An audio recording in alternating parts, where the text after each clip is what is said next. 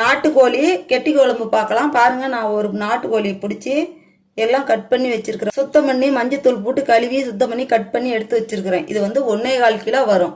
அதுக்கேற்ற செலவு பார்க்கலாம். அரைக்கிறதுக்கு ஒரு ஸ்பூன் மிளகு, நிறையா ஒரு ஸ்பூன் மிளகு, ஒரு ஸ்பூன் ஜீரகம், 2 ஸ்பூன் சோம்பு, ஒரு அரை ஸ்பூன் கசகசா,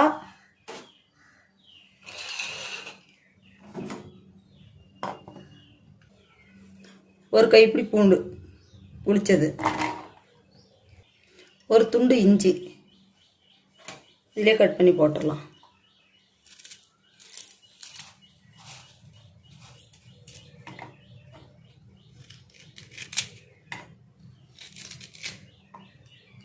பாருங்க, இதெல்லாம் சேர்த்து அரைச்சி எடுத்துட்டு வந்துடலாம்.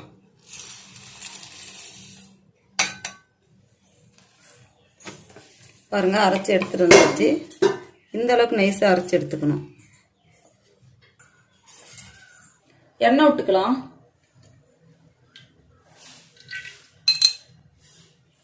ஒரு 4 ஸ்பூன் எண்ணெய் விட்டுருக்குறேன். நான் கல்லெண்ணெய் தான் விட்டுருக்குறேன். நீங்கள் வேணால் நல்லெண்ணெய் கூட விட்டுக்கோங்க.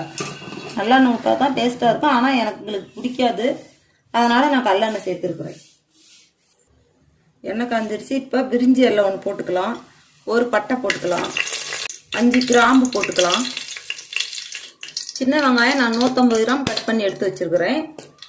இதையும் இதில் சேர்த்துக்கலாம்.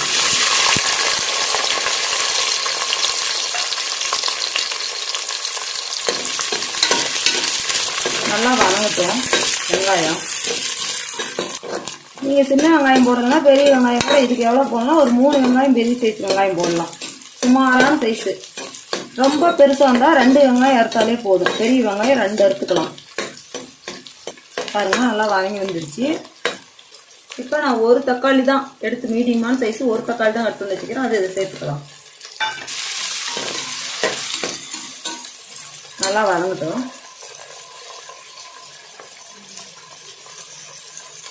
2 கொத்து கருவேப்பிலை போட்டுடலாம்.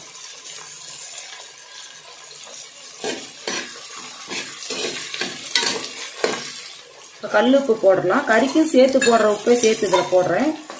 கறி எடுத்து கொட்டிக்கலாம். எல்லாம் சேர்த்து நல்லா வதங்கட்டும். பாருங்க, இப்போ வதங்கி வந்துடுச்சு.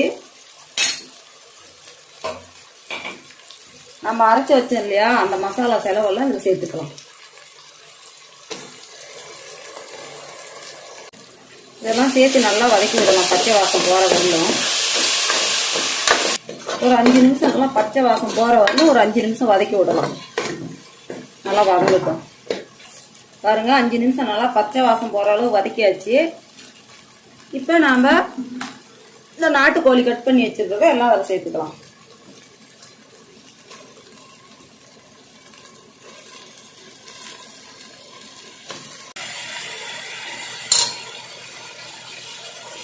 இந்த மசாலாலாம் சேர்ந்து வர மாதிரி நல்லா கலந்து விடலாம்.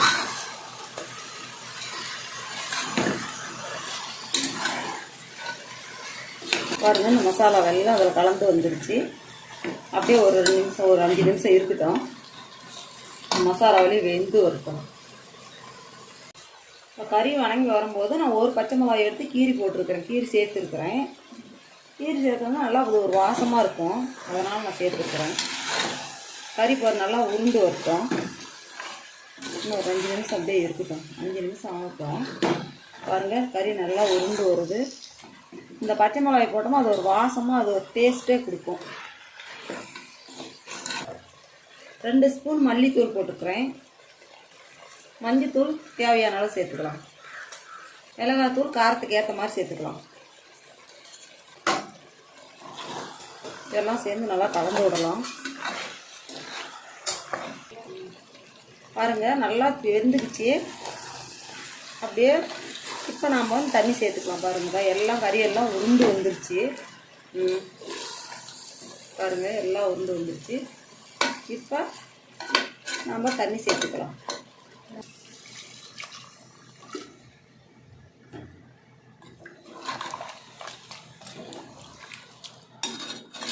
இப்போ உப்பு காரம் எல்லாம் சரியாக இருக்குதுன்னு பார்த்து ஒரு கொதி வரட்டும். நம்ம அப்புறமே மூடி விசில் போட்டு விடலாம். பாருங்கள், இப்போ கொதிச்சு வருது. இப்போ நாம் விசில் போட்டு விட்டுடலாம். போட்டு ஒரு 5-6 விசில் விட்டுறலாம்.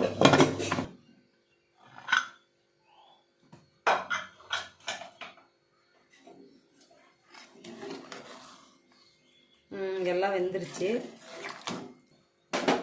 இப்போ நம்ம இதில் தேங்காய் பால் சேர்த்துக்கலாம்.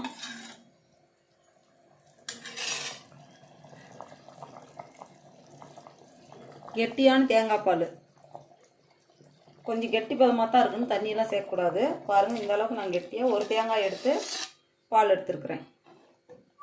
சின்னதாக ஒரு தேங்காய். 2 நிமிஷம் நல்லா கொதிக்கிட்டோம். பாருங்கள், வெந்துருச்சு. நாட்டுக்கோழி குழம்பு ரெடி ஆயிடுச்சு. நான் செஞ்சேன் பாருங்களா, நான் வச்சு செஞ்ச மாதிரியே அதே போல் செஞ்சு பாருங்கள். அவ்வளோ ஒரு டேஸ்ட்டாக இருக்கும்.